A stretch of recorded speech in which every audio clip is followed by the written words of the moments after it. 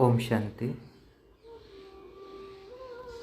कल की जो अव्यक्त मुरली चली तो विशेष बाबा ने हम सबको परमात्मा तखत नशीन व दिल तखत नशीन के रूप में देख रहे थे और परमात्मा दिल तखत नशीन बनने से क्या क्या फ़ायदा है वो सब हमको सुनाए। ऐसे साकार मुरली में भी जो वरदान था बाबा ने उसमें कहा था कि कोई भी कार्य करते अगर दिल तखत नशीन रहेंगे तो बेफिक्र बादशाह बन जाएंगे।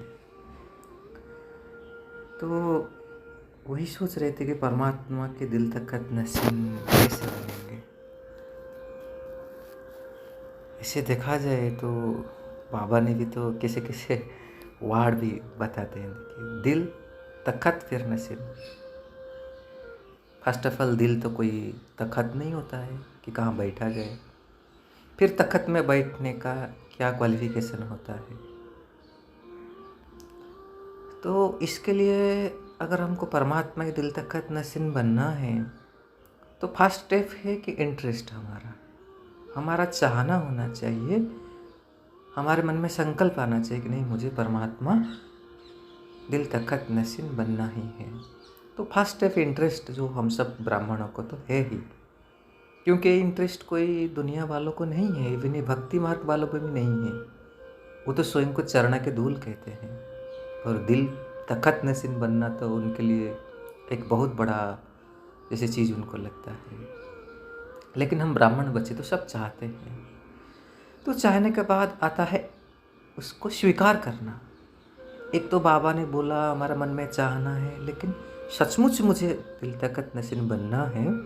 जो तीव्र संकल्प, जो तीव्र इच्छा या जिसको हम कहेंगे, उसको हमें सबकॉन्शियस माइंड में बिठाना है, तभी जा करके हम आगे बढ़ पाएंगे। तीसरा स्टेप यही है कि हम देखते हैं तखत नशीन बनेगा भी कौन। मान लो एक बहुत बड़ा राजा का सिंहासन है और उसको हम किसी को लेके बिठाएंगे, लेकिन वो सबको उस बिठा जिसको बिठाएंगे वो भी ढंग से बैठने तो चाहिए ना। मतलब जिसे लगे कि एक राजा है, ऐसे कि नहीं कैसे भी करके बैठ जाए, तो बैठने का भी एक पोस्चर होता है।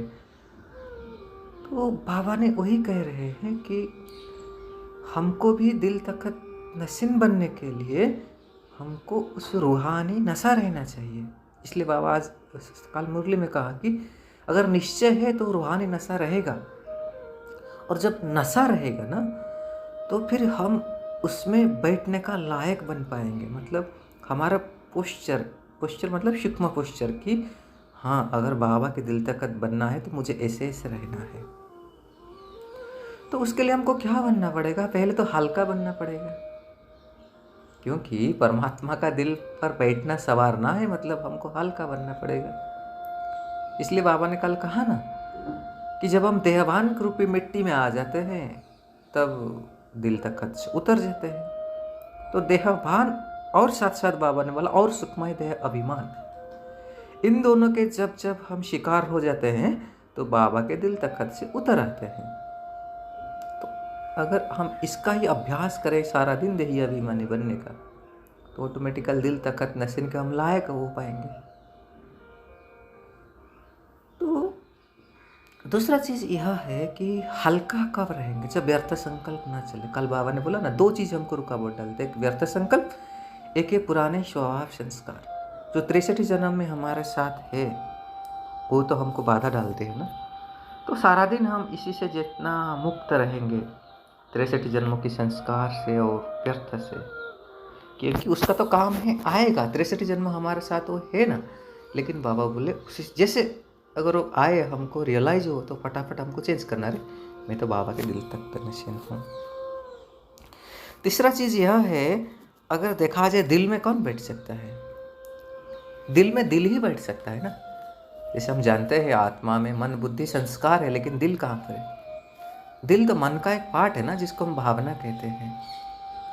तो परमात्मा का दिल तखत नशीन बनने के लिए बहुत इंपॉर्टेंट रोल जो प्ले करता है वो है हमारे भावनाएं। देखिए बाबा इसलिए कहते हैं ना, दिल और दिमाग वाले बच्चे ये बुद्धि का दिमाग का तो काम है, वो तो बहुत इम्पोर्टेंट है, लेकिन उसके साथ साथ हमारे दिल भी तो होना चाहिए। तो बाबा के प्रति वो प्यार, अफेक्शन, और उसके लिए हम अलग अलग टेक्निक्स अपना सकते हैं ना, कैसे हमारे बाबा के साथ गहरा अटूट प्यार बढ़े, उसके साथ सारे दिन बातचीत करें, सब कुछ शेयर करें, या कभी कुर्बान जाए उसके ऊपर, क्योंकि लौकिक में भी क्या करते हैं, एक दूसरे के ऊपर जो फिदा होते कुर्बान जाने हैं ना, एक दूसरे के लिए करने के लिए तैयार हो जाते हैं ना कुछ भी। तो इसलिए बाबा के साथ हमारे जिगरी प्यार अगर बढ़ेगा, जितना प्यारा बन पाएंगे, तो उतना हम ऑटोमेटिकली दिल तखत नशीन बन पाएंगे। और उसके साथ साथ सारा दिन कुछ ना कुछ अभ्यास में हमको बिजी रखना पड़ेगा। और बाबा ने कहा कि दिल तखत नशीन मतलब बाबा के दिल में चढ़ने के लिए जो बाबा को पसंद वही करेंगे ना। गीत भी है ना, जो तुमको पसंद हम वही करेंगे, तुम दिन को रात कहो तो भी हम कहेंगे। तो मतलब एक फेथ, एक निश्चय होना चाहिए कि हाँ, बाबा ने जो बोल रहा है, और बाबा के जिस चीज़ के लिए प्यार है, मुरली के लिए प्यार है, योग के लिए प्यार है, ब्राह्मण परिवार के लिए प्यार है, जिस चीज़ के लिए प्यार है, और बाबा ने जिस दिन मुरली में जो डायरेक्शन देते हैं, जैसे काल बोला मनसा सेवा करो, तो जो जो बाबा की डायरेक्शन है उसको भी हम अमल में लाएंगे तो दिल तखत नशीन बन ही जाएंगे। तो इसी में हमको लगे रहना पड़ेगा ना, एक फ्लोइंग स्टेट में हमको हमेशा रहना पड़ेगा। प्लस माइनस तो आते रहेंगे, कभी अच्छा स्थिति कभी डाउन स्थिति, लेकिन हमको ना दिल शिकस्त बनना है, ना मियाँ मिठू बनना है, फ्लोइंग स्टेट में रहना है। और हमेशा खुद को पुशअप करते रहना है, खुद को अप्रिशिएट करना है। तुम बाबा के दिल तखत नशीन बन गए, बहुत करीब बन गए, या हम बन ही चुके हैं, ऐसे संकल्प कर सकते हैं। अच्छा, ओम शांति।